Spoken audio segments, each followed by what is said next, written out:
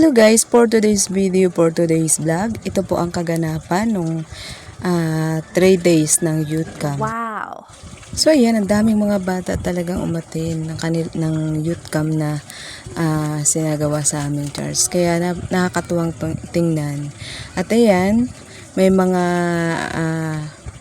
activities silang mga ginagawa. Siguro ito yung tinatawag na parang pinaka-rest nila sa loob ng church. Pero ayan, nakakatuwa dahil kahit papaano ay nagbanding yung mga bata.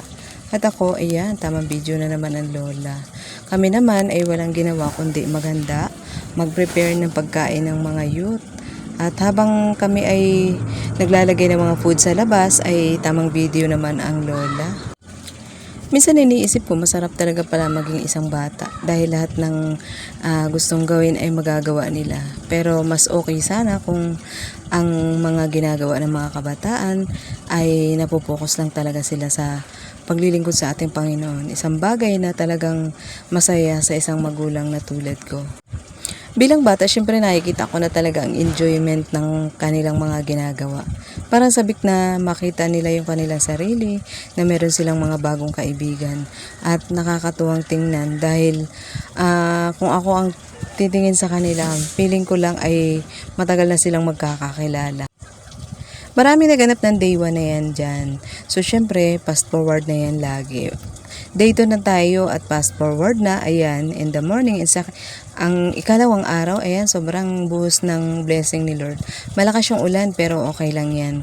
At talaga namang tanggal din ang init ng panahon. At di rin nagtagal, saglit lang talagang siguro pinagbigyan lang na lumamig yung simoy ng hangin. Ayan, at kami ay nagbe-prepare na rin ng panibagong merienda ng mga bata. Kasi syempre alam naman natin na need nila yun lalo na sa kanilang mga ginagawang activities. Ayan, nag-slice lang po tayo ng tinapay dyan. At magpapalaman po tayo ng mayonnaise na mayroong egg at mayroong condense. Ayan, napakasarap po pala ng ganitong palaman. At talaga namang ang dami mong makakain siya. So ayan nga, pagkatapos nga naming maihanda ang kanilang mga merienda, ang kanilang kakainin, ayan, inihanda na namin lahat yan sa mesa para lahat na lang ay kanya-kanyang kuha na lang sila. Napakaraming pagkain guys, syempre kahit naman papaano ay para mapawi ang kanilang pagod. Wow!